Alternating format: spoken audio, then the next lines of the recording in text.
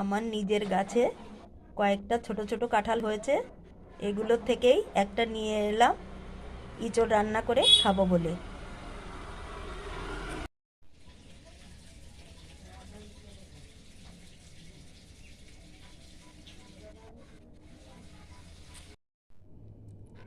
দেখো বন্ধুরা, ওই কাঁঠালটা দিয়ে ইঁচড় চিংড়ি করলাম।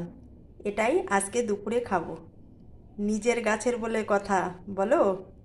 আর খেতে তো খুবই টেস্টি হবে, দেখেই বোঝা যাচ্ছে। নিজের গাছের জিনিস বলেই বলছি।